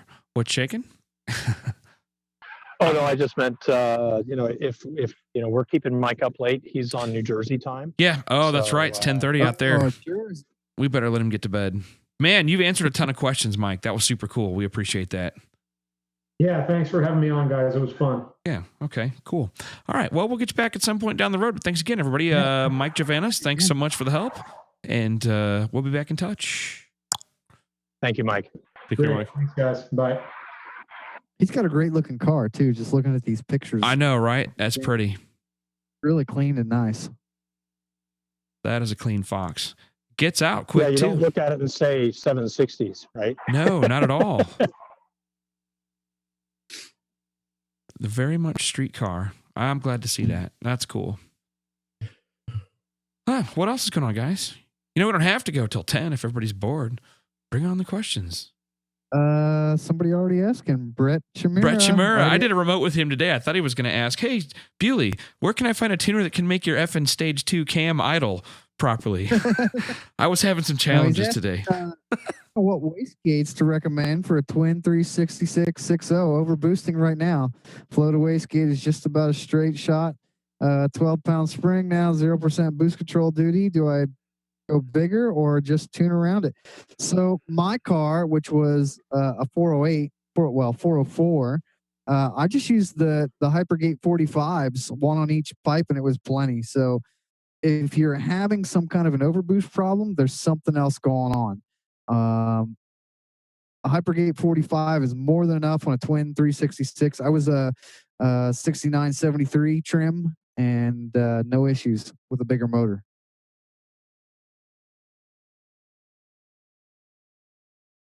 I think he's got a little bit more cam than the He just said too.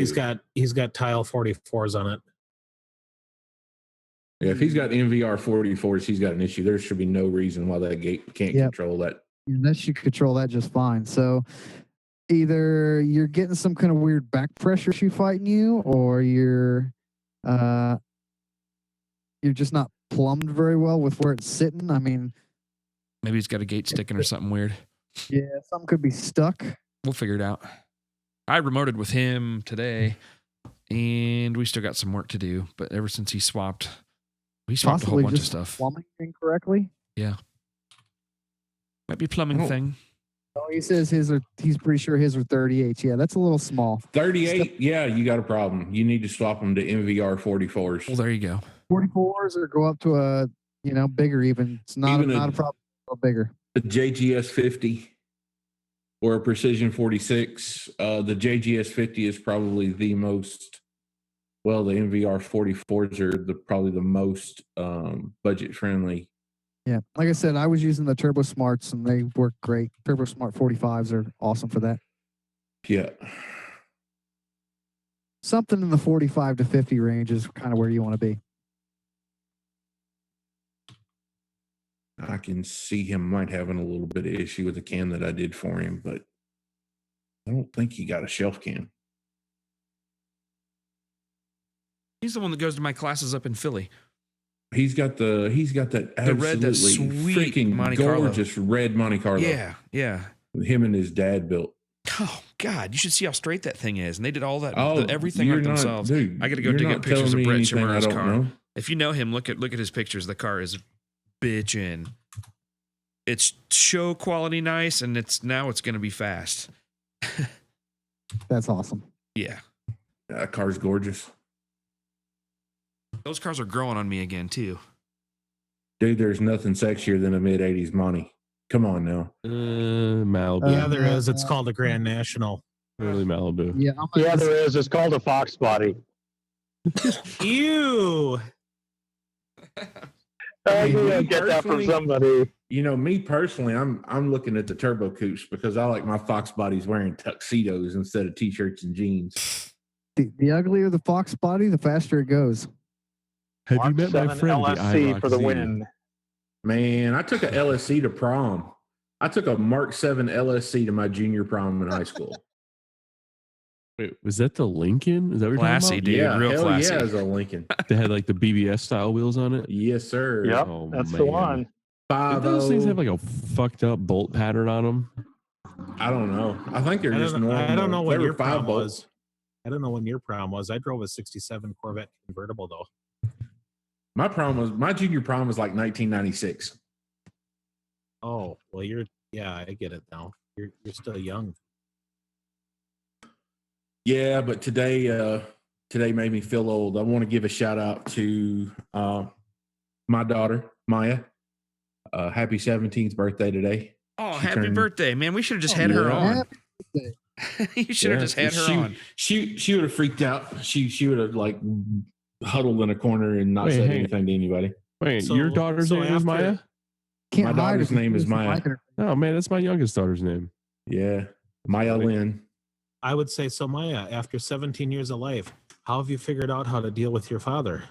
I know we've known him for not very long, and we already have problems with him. She lives with her mother. That's how she figured it out. No, she's a great kid. Absolutely great kid. That's awesome, man. Congratulations.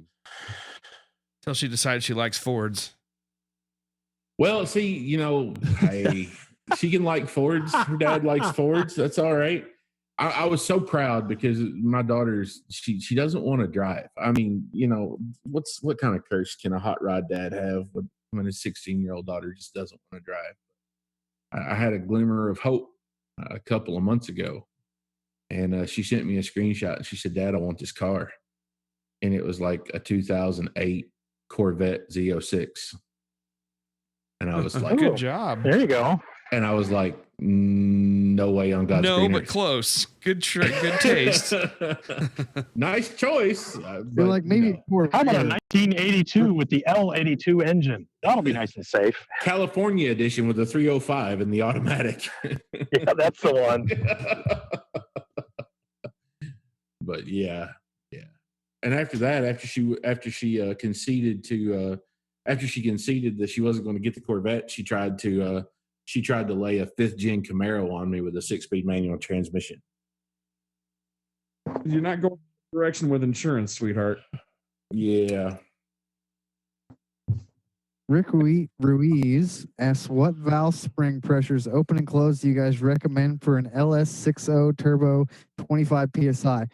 Where is our resident guru of Spintron tonight? Where is Big U? Well, he's currently on mute, but Tom would say just put 500 pounds on the seat and call it good. Oh, he'd that's tell you to gonna run be it on the amp. checking springs. It really varies depending on the setup. There's a lot of choices that make sense. It could be anywhere from less than 100 to several hundred, depending on everything. There's so much variable. Whatever your cam guy says that you should run is what you should run. That's usually the answer that works the best.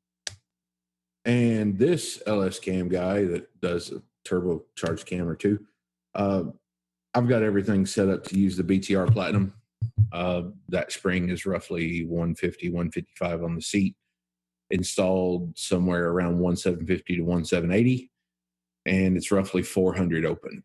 And they will normally keep any camshaft that I've picked the lobes on under control, stable, and give you the capability to spin north of 7,500 without issue. With stock rockers, because if you get has to be stock rockers. Yeah, if you get a little heavier rocker, like you go with like a T&D or you go with the Jezebel and it's got a little mass to it because it's made to handle some more abuse, takes a little bit more spring pressure. Am I allowed to ask John if that spring is an associated or is that not? I don't know. I think they just use a PAC spring on their springs. No, it's not made by PAC. That's not a PAC finish. It looks like an associated, but I'm not sure. I'm not going to speak to it. Not in my place. What so in street applications? So we'll get Thule on, and you can ask Thule that question directly. With regard to springs, when do you guys what's the interval? So it's 2018 now. People are driving these gnarly cammed LS motors. Test them until they start to show that they're falling off. I check them. What's the interval? Like when you change your oil, or? Well, when it comes to the BTR springs, I've had guys check them after a year and they've been down 5 pounds. And I know Brian has had guys test his springs at 20, 25, 30, 35, 40,000 miles, and they're still holding. They usually ended up needing a little bit of a shim up to bring pressures back after about 20,000 miles. But, a set of springs, once you put the kit on and you've got the hardware, a set of springs is $149. So I tell guys that, check them. If they're more than 20 down or we've got to shim them more than 30 to get the seat pressure back up, we just put a fresh set on. And I usually have the turbo guys yearly is enough of an interval, an annual checkup on spring pressures is enough for some of the. This is awkward. Why is it awkward? That means I need to go out and change my springs. You just ought to check them at least, jerk a couple off and throw them in a checker and see where they're testing. John, did you say jerk off? And they're both on car checkers and off car checkers. You can get both. So there are ones you put on the on car checkers are a little less accurate, because of the way they pull, but they still work good enough to get you a reading to give you an idea. No, If you start doing some weird drastic changes, that's when you go, okay, this needs to change now before it breaks. Gotcha. If you lose 5 pounds, not a big deal. You know, if you lose, like Bealey said, if you lose 20 pounds, maybe we're looking at, hey, you probably ought to change these now. Yeah, 10, I don't worry. 20, I worry. And then I start looking for a set of 30 shims. But to get the pressures back up. Makes sense. No, yeah, I was with the catastrophic failure that we kind of suffered last week. This is kind of one of the things on my radar. Probably the springs are on the car right now. I'm going to revert those to spare duty for drag week in the event I have a failure and put a set of freshies on there. Yeah, just let me know. We'll get you a set. Sweet. Here's a great one that I think several of us would be great to answer. Is the standard formula 540 plus the valve closing angle after bottom dead center for injector base offset injector timing? And I think he's talking about like end of injection timing at this point. A good rule of thumb for a cam with a higher overlap. Will starting the injection time sooner possibly help with throttle tip in issues off of idle? I'll take that one. Dude, you gotta adjust it and have it. It'll tell you what it wants. Go ahead. I got this. Carry on. Scott, go ahead. Oh, shocker. No, I play with this a lot. I mean, generally the only place you're going to notice a change is at idle, because I'm pretty sure Clint's not running 800-pound injectors such that they'll, your injectors are going to be sized so that they're going to be open 70 or 60, 70, 80% of the time when you're making power. So you're already spraying on closed valve. At that point, your valve only sees, like, a really aggressive cam is like 27% of the time it's open of a cycle. And if your injector's spraying 80, then you're basically spraying all the time. You got to put it on an engine dyno and be a max effort level to even find the difference at wide open throttle. At idle, different story. But there, you just play with it. Don't go by rules of thumb. Huge. Yeah. Play around with it at idle, and you might find it will help your tip in. But you got to move it. What I do is just adjust it 45 crank degrees and try it over and over, and you'll just find one that seems to feel better, and it's idling a little happier. Yeah, I move them like 15 at a time until it feels better. And you'll notice that some people complain about that gasoline smell at idle. And you'll notice when you find the sweet spot, that gasoline smell goes away. Yep. And it makes a huge difference at idle for stability as well at that point. And you can kind of find that point. In general, you can kind of figure where your camshaft closes. And if you look at your valve events and you back it up 15 to 20 degrees, that's a starting point for the end of the max point where you want it to close, where you want the injector to end at. Because beyond that, you're already going to be hitting it after it's closing, because it's just how fast things move. You got to think there's probably 5 or 6 inches between the injector and the valve at that point. So you're trying to back it up so you get it all in before that thing closes. And you need at least 20 degrees, sometimes 40 or 50 degrees before that valve event to get it all in. And you'll start to see that at idle is where you're going to see that. So as you back it up, that gas smell will go away. Your response will be a little crisper. It'll be easier to idle. You won't be fighting it as much. All of a sudden things will start to like, oh yeah, that makes it a whole lot better right there. And that's kind of where you start. But once you go wide open, it does not matter unless you have huge injectors. Part throttle, you might see a little bit of response, but you're only going to notice it on a dyno, and it's going to be like 5 or 8 or 10 pounds of horsepower or torque down low. It's not going to be enough to notice, but you'll, like we said, at idle is where you're going to notice the most.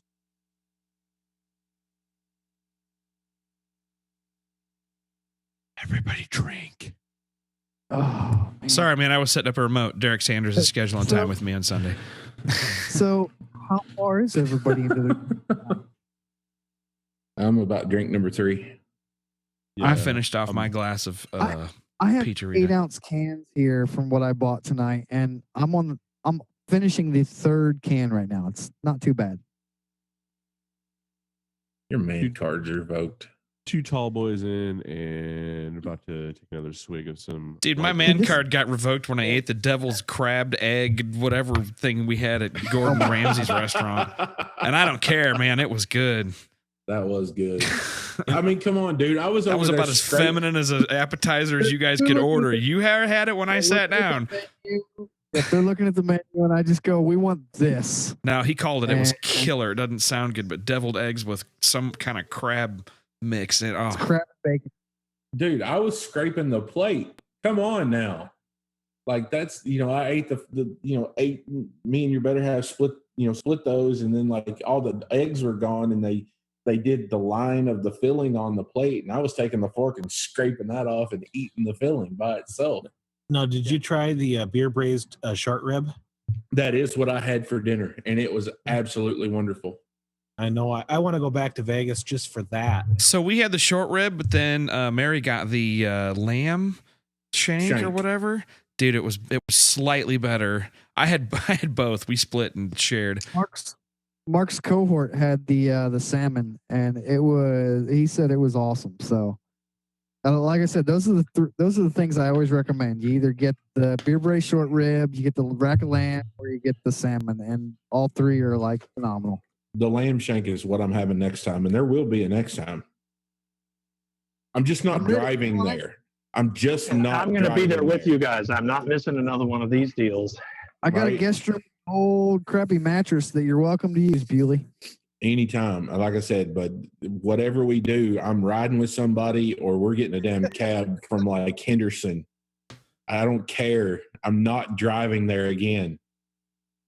Hey, since we're talking about useless stuff here, let's talk about something a little bit not so useless, because I wasn't in Vegas and I didn't get to partake in the delicious culinary food that you guys all left me out of. Eric Yost, Biggin, needs help in the horsepower wars. RealTuners listeners, you guys are failing us here. We need your help. They did not make the top 3 yet. There's still one spot open for Eric Yost and his team to make votes for Eric. Yep. Horsepower Wars. Team Biggin. May 21st through the 29th. Team Biggin. They need everybody's help. So if you want to see RealTuners guest Eric Yost go in there and establish full dominance. That's 5 days out. Yep. Please go vote for those guys. Facebook.com, search Horsepower Wars and let them know you want Eric Yost to be the man. Yeah, we attempted to get somebody on from Power Auto Media for tonight, but couldn't quite get that done quickly enough. And so just to reiterate what Rye is saying, they did something a little peculiar. They went ahead and picked 2 teams out based on previous indications, which are Stinky Pinky. And so those guys, of course, were on one of the RealTuners group. Yep. So they're in. And then Team Body, I don't think they actually call it that, but the guy who's been on a lot of Street Outlaws. Yep. And stuff Bodie, Jay Bodie. Yeah, so he's in. And then they're going to put in this all-star team of individuals selected from around the country that Comp Cams is supporting. So there's only 4 spots that actually get to build a car and compete. So this is the last I'm on the Horsepower Wars page right now, and it says that there's 3 teams that are in a runoff, and voting will start on May 21st and end May 29th. Yeah, I think Eric has some inside info, possibly, and he's saying that the first 2 are selected, is what they're getting at. Well, this is on the Horsepower Wars page on the Facebook. It's been posted, so they just they haven't been very clear about the voting rank. Did you find something on the actual voting range, Mark? I'm on Horsepower Wars Facebook right now, and it says that the 3 there's Brad Rykoff and West Bend Dino, Big Daddy Dwayne Guttridge and Team Dirty Jersey, and Lyle Barnett and Team Biggin are in a 3-team runoff for the 3rd team. Voting will start May 21st and end May 29th. Okay, the final team will be selected on June 1st. So I just wanted to clarify that the voting doesn't start till May 21. So we probably should readdress this next week as well, just to remind everyone to vote for Team Biggin. Yep, for sure. And now everybody drink for Team Biggin. I'm out. Guys got any other questions for us? Yeah, people are asking about classes. Yeah. I'm working on, God, it's hard as crap to get dates on the calendar, but I'm working on 4th quarter dates for We're going to do more HP tuners and GM, Gen 3 and Gen 4 stuff with James Short. That class went over well, and a billion people are asking us to do it. So we're getting contracts out and dates signed up. Kentucky, or are you going to do one? No, we're going to do them all around. So we're going to do something. We're going to do something in Detroit in the fall, and we're going to do something at Dallas Fort Worth when it cools off. That'll probably be later, Q4. Yeah, it's really good out here during the day right now. It's a little weird, gotta say. But no, we're working on it. Probably bringing one up to Kansas City for that. Yeah, we need to do one at Kansas City. Definitely. Give me an excuse to go to Kansas City and see Eric's new shop. Some shops in Vegas. I'm hoping to try to bring something out. Get something going there. Maybe we'll do one before SEMA. Let us know if there's feedback if you want us to do a class out there. I'm really hoping to find something. So please let us know if there's a shop that is interested, or if enough of you are this way, west side, west coast-ish, that want to travel into Vegas for a class. Please let me know. I got a shout out to Scott McDonald. Scotty Wheels is out there listening tonight. I'm glad you're listening to us, man, and not so he had a tornado roll through last night. I don't know if you follow Scotty's page or not, but they had a tornado and dropped a tree on his house and his trailer last night, and that sucked. He was posting that on Facebook. Man, up in Connecticut too. What the hell is going on? Damn it, Trump.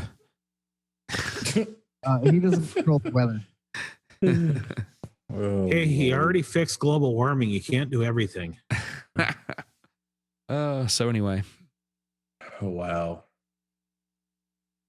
Big Stuff 3, people still use those. Yeah, they do, Shannon. A lot of people do. Absolutely. Yep. The new software is way better than the old software. That's Tuner Studio, too. That's funny. That's the Megasquirt software. Is it? That's awesome. Yeah, that is. That Tuner Studio. That's straight out of Megasquirt. But cool. What else we got going on? Other than my dog barking outside, man, he's chasing rabbits. It's that season where the rabbits are out. Weimaraners just going ape shit over the rabbits all day long. Lindsay ran one down last week. Did she get one?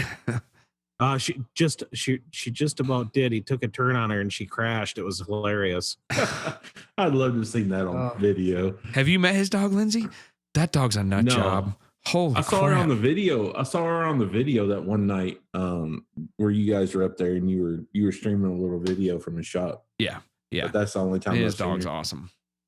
My dog's just a big pain in the ass, big barking Weimaraner. You just need a better cooler, not add a second. Gotta change it to a better cooler. 180s isn't bad. It's just you need the better cooler.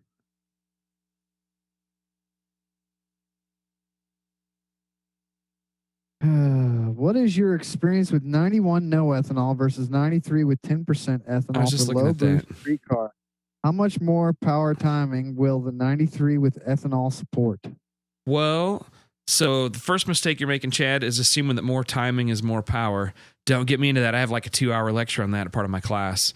You want the right timing. So long story short, you can't assume one will support more than the other. And I never run pump gas so close to the edge that I would be able to find the difference.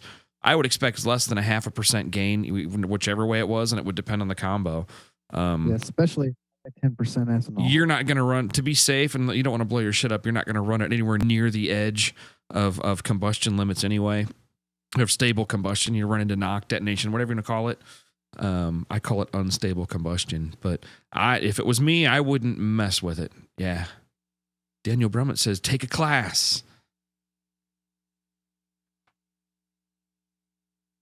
What else?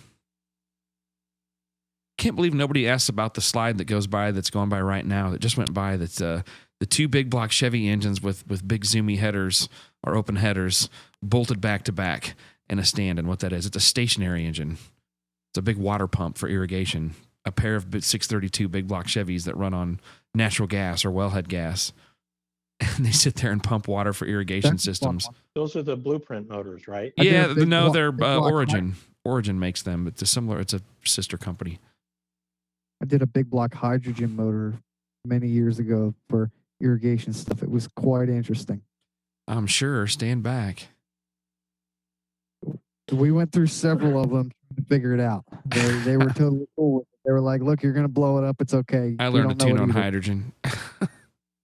Yeah. Scott, I talk to people about about once a week on those Origin motors. They want to turn them into hot rod engines. It's because they got super Billy badass cranks and blocks.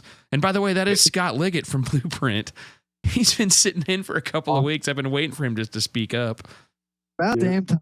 Yeah. Welcome aboard, man. So Liggett works with his sister company that does the Origin engines, and those are those stationaries with the big monster heavy crank that sit there and churn 1900 RPM all day long at full load. Were you there when we got that one that was on an oil pump it ran 14,000 hours straight, 9 liter?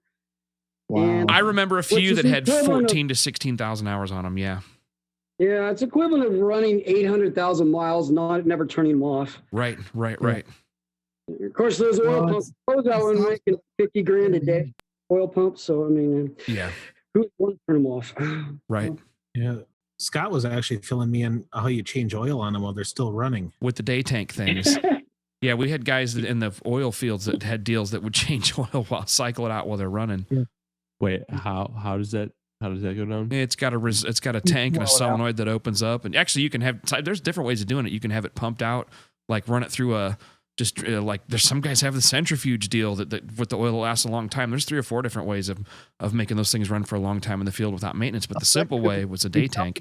While it's pouring it out until it all runs clean again. Yeah, pretty much. Or it's a timed deal that they have set up, where a solenoid runs a drain, but then a solenoid also runs a fill at the same time, and then there's an actual fill, like a meter that's keeping track of the quantity in the sump. Yeah, kind of like unhooking transcooler lines to flush your transmission out. Yeah. Yep. But I mean, they got engines running. When I was working there, they had engines that these guys had running in Antarctica at McMurdo Station, and these little power units that they would drop them in. Super badass. CAN over satellite communications to these things. Super cool. But that's kind of cool. Yeah, definitely. We have a new one now that we're working on for a company. So just send me down there to change the oil on one. Yeah, you could do that. Well, you got to go down to Houston, then go south. Yeah, we're working on one now. It's actually just a 383 small block. It actually uses blueprint heads of all things. It's got the world's smallest turbocharger I've ever seen. It has maybe a 2-inch opening. Yeah. Runs on propane, and it makes somewhere around 600 foot-pounds of torque at 1,800 RPM. This old 383. Just chugging away. Yeah. Man. It's designed for a gen set. So. And it's an emergency generator style thing too. In that case, they expect them to get load quick. And they won't run 14,000 hours though. They'll run like 30 minutes every 2 weeks. Yeah. That's pretty cool. It's pretty. Yeah, I haven't seen the cam specs on them. I'm dying to see those. See what they do. Oh, they're crazy. Specs. They're crank at like super high compression, and their cams are only good to like 3,200 RPM, if that. And everything starts falling apart. Stationary engines. We put everybody to sleep talking about stationary engines. What else? We got other questions? We only got like 1 minute left before I got to wrap it up. Who else on here? Yeah, I was falling asleep. I'm sorry. Sorry, I didn't mean to put you to sleep. Boring stationary engine stuff. It's actually interesting. To who? Joseph Andrews. Anybody have other suggestions for who else we should bring on the show? Who else do you guys want to hear on the show, man? We got our 1-year anniversary coming up here in a couple of weeks. What kind of things are you looking for? No, I'm thinking let's have some users make some suggestions. That's exactly what I'm asking. Got it. So go ahead and make some posts. Hey, while they're doing that, let me talk to Joseph Andrews here. Hey, Scott, you mentioned coming back to Mississippi to do another RealTuners class. Any idea of a date? I wait till it cools off. So you're looking at like November timeframe, probably definitely at Scott Travis's shop in Carrier. Definitely where we're going to do that class. Always a good time down there. Got a Mustang dyno, and it's he's got a launch pad out back to test on. It's cool. That's where we'll do it. Jake Hildebrand has suggested getting David Vizard on here. Ooh, Vizard would be a good one. Hey, I can give him a call if you'd like. Yeah. We need to get somebody that we talked to out at LS Fest West. That you do all Ron the stuff. Sutton would be a good one to get on here. Absolutely. Yeah. Get on here. Yeah. Lyle Barnett, he'd be another good one. Daniel Brummett just said. Let's get John Bewley on. Shannon Carnathan. Jamie Miller, Scotty McDonald. Dude, totally. I got to write that down. Got to get Jamie Miller on here. So Jamie Miller is the original Red Hat Mafia guy. So badass, he doesn't have social media. Seriously. He works on McDonald's car. Yeah, but I mean, he works on Dwayne Mills. He's worked with Keith Barry. He's worked with Bealey. He's worked with all these Pro Mod fast turbo cars. And he can build the damn car and tune it. Dude's amazing. Anyway, the original Red Hat Mafia guy. We were going to get Jamie on here. He might be shy, but I'm going to try and drag him on here. I know him pretty well. He's a good dude. How about Alan Johnson? If you can get him, that would be awesome. Does he know who we are? I don't know. Does he care who we are? Right. Yeah. Hey, you never know. Let's get John Force. Hey, John. So might be able to get I can't get John Force, but I have some other funny car drivers I could get. Make it happen. All depends on what people I was just reminded of a connection I have that I can, not John Force, but somebody else. We'll have to take that offline, but we'll have to make that happen, guys. I like that idea. Get you some of the chassis guys for Force. That would be kind of cool. Huh. Yeah, what are your shock settings on a top fuel dragster? How's that going to help somebody? I mean, it'd be cool to hear just to talk to him, though, right? Well, that would be interesting, assuming they had shocks. Well, that's why I thought it was funny. All right. Bill slightly missed that one. Yeah. We got to move along here, guys. We got to wrap it up, so I'll bring in the tunes, but let me remind the rest of the crowd that we got classes coming up here. Got a couple seats open for the Milwaukee class this weekend. If anybody wants to join in, that's not this weekend, but the 26th and 27th of May. Then what do we got going on? We have Blake's is pretty much sold out in June, 417 Motorsports, but in early July, we got a 2-day RealTuners class, all standalones, in Kansas City. We got seats open for that one. Other than that, that's about it. Good hearing from all you guys. Thanks for listening in. Post up some suggestions. Join the RealTuners podcast fan club, fan page, and make some suggestions there for who you'd like to hear us to try to get on the show. And we will do our best to accommodate. Everybody else, have a good week. I'll be on the road next week, so we're going to try doing it remote. I'll be up in Minneapolis doing some tuning. So anyway, everybody take care. Have a good night, good week. Stay safe. Love y'all. Bye-bye.